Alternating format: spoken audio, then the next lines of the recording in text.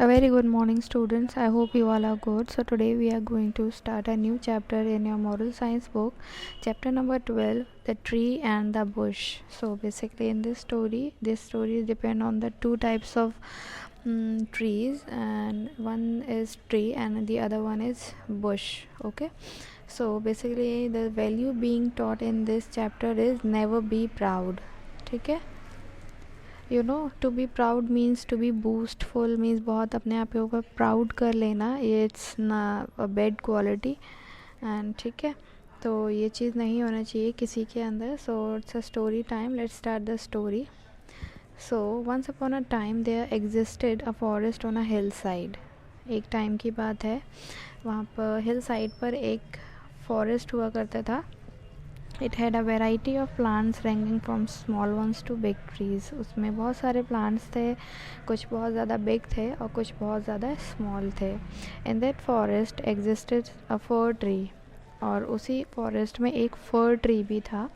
It was very proud of his height. उसको अपनी height पर बहुत ज़्यादा प्राउड फील करता था वो, और उसकी जो ब्यूटी थी उस पर भी बहुत ज़्यादा प्राउड फील करता था. नेक्स्ट टू इट वो द ब्रैम्बल बुश. उसके जस्ट बराबर में एक ब्रैम्बल बुश मीन्स बहुत छोटा प्लांट होता है जिसमें कांटे वगैरह होते हैं, ठीक है. वो बुश जो था उस फर ट्री के जस्ट बराबर में लोकेटेड था.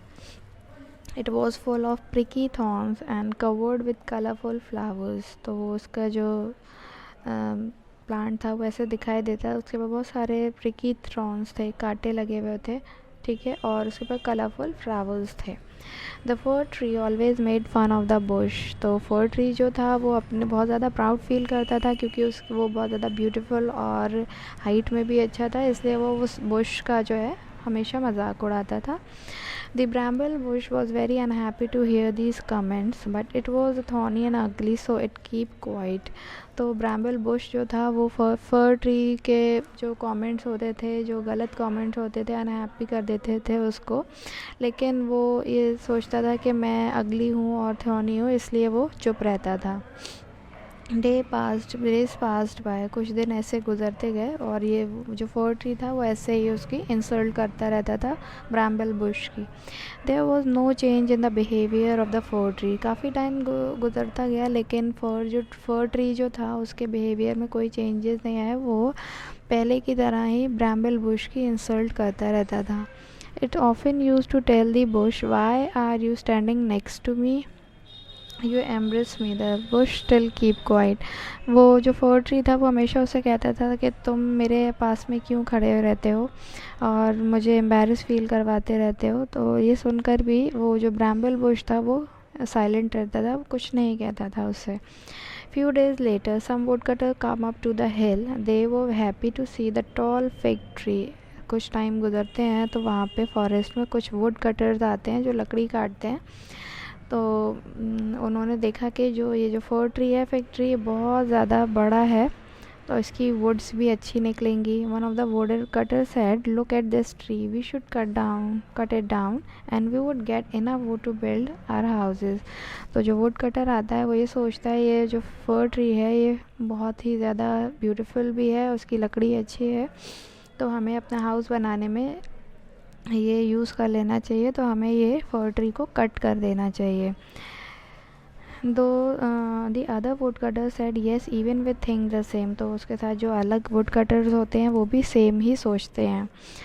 Yes even we think the same. They went and got their axes. They began to cut the fir tree. और वो जाकर अपनी एक्सेस कुल्हाड़ियाँ लेकर आते हैं और उस फर ट्री को कट करने के लिए स्टार्ट कर देते हैं. The fir tree was scared. The fir tree जो होता है वो डरने लगता है.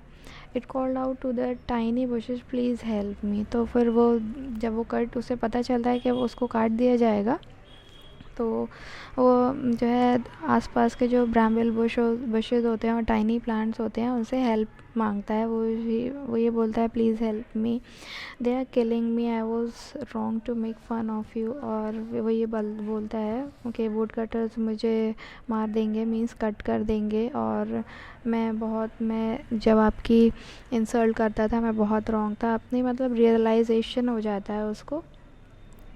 I wish I were like you, और ये सोचने लगता है कि काश मैं भी तुम्हारे जैसे होता। The bramble bush heard all this but could not do anything. तो ब्रैम्बल बुश जो है ये सब सुनता रहता है और वो फिर कुछ भी नहीं करता है। The fir tree was cut in and taken away by the wood cutters and the Bush thank God for making it tiny thorny and अगली।